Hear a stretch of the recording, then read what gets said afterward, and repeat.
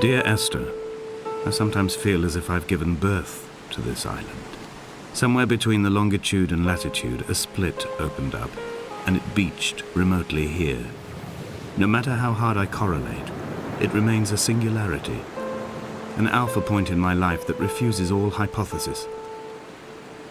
I return each time leaving fresh markers that I hope, in the full glare of my hopelessness, will have blossomed into fresh insight in the interim.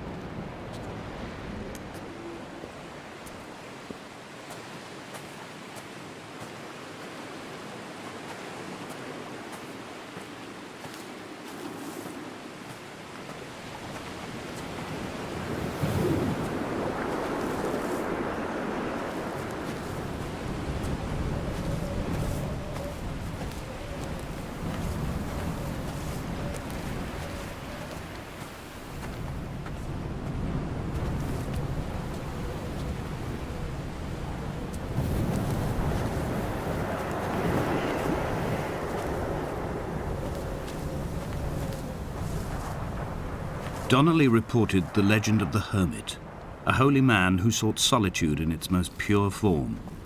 Allegedly, he rode here from the mainland in a boat without a bottom, so all the creatures of the sea could rise at night to converse with him. How disappointed he must have been with their chatter. Perhaps now, when all that haunts the ocean is the rubbish dumped from the tankers, he'd find more peace. They say he threw his arms wide in a valley on the south side, and the cliff opened up to provide him shelter. They say he died of fever 116 years later. The shepherds left gifts for him at the mouth of the cave, but Donnelly records they never claimed to have seen him. I have visited the cave and I have left my gifts, but like them, I appear to be an unworthy subject of his solitude.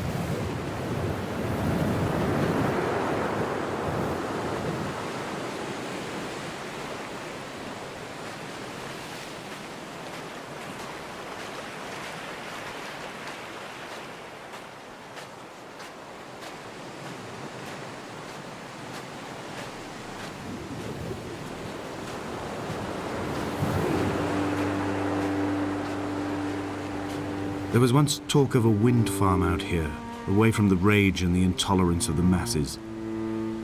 The sea, they said, is too rough for the turbines to stand. They clearly never came here to experience the becalming for themselves. Personally, I would have supported it. Turbines would be a fitting contemporary refuge for a hermit. The revolution and the permanence.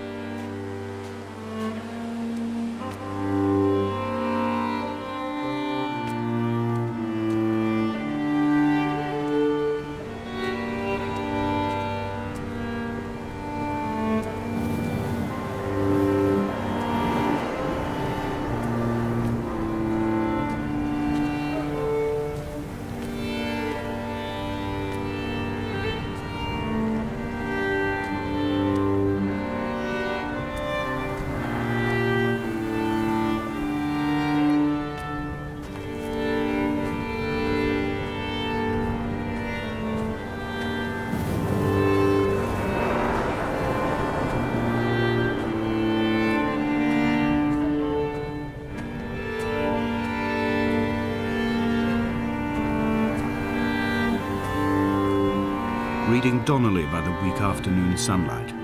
He landed on the south side of the island, followed the path to the bay and climbed the mount. He did not find the caves, and he did not chart the north side. I think this is why his understanding of the island is flawed, incomplete.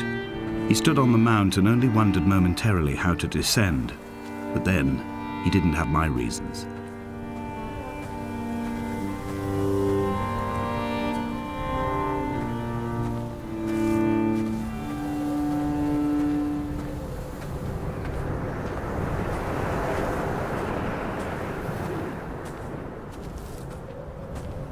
When someone had died or was dying, or was so ill they gave up what little hope they could sacrifice, they cut parallel lines into the cliff, exposing the white chalk beneath.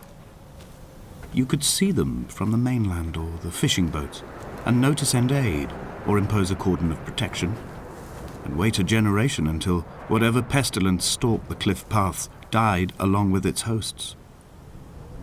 My lines are just for this: to keep any would-be rescuers at bay. The infection is not simply of the flesh.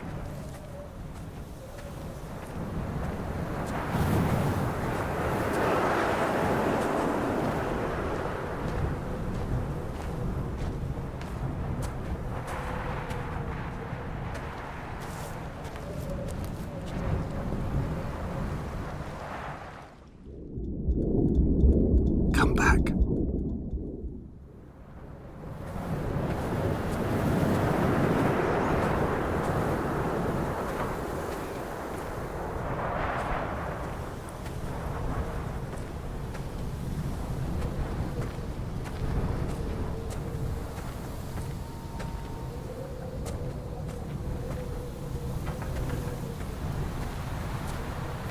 I quote directly, "A motley lot with little to recommend them.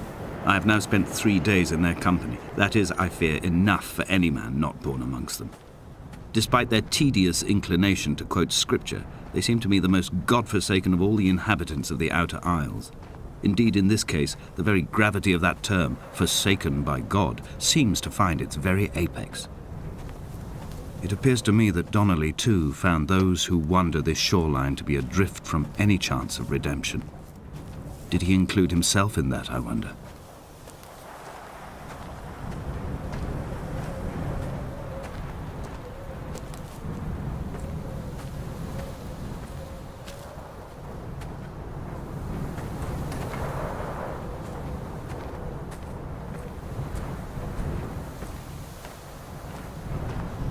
Dear Esther, I met Paul. I made my own little pilgrimage. My Damascus, a small semi-detached on the outskirts of Wolverhampton. We drank coffee in his kitchen and tried to connect to one another. Although he knew I hadn't come in search of an apology, reason or retribution, he still spiraled in panic, thrown high and lucid by his own dented bonnet. Responsibility had made him old. Like us, he'd already passed beyond any conceivable boundary of life. I find myself increasingly unable to find that point where the hermit ends and Paul and I begin. We are woven into a sodden blanket, stuffed into the bottom of a boat to stop the leak and hold back the ocean. My neck aches from staring up at the aerial. It mirrors the dull throb in my gut where I am sure I've begun to form another stone. In my dreams, it forms into a perfect representation of Lot's wife, head over her shoulder, staring along the motorway at the approaching traffic in a vacuum of fatalistic calm.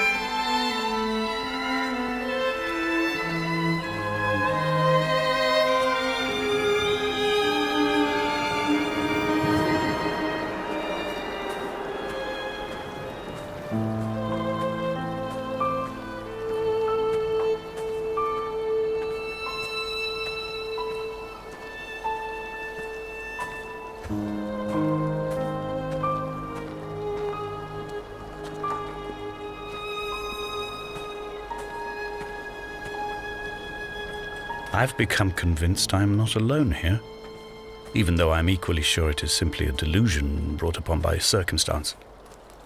I do not, for instance, remember where I found the candles, or why I took it upon myself to light such a strange pathway. Perhaps it is only for those who are bound to follow.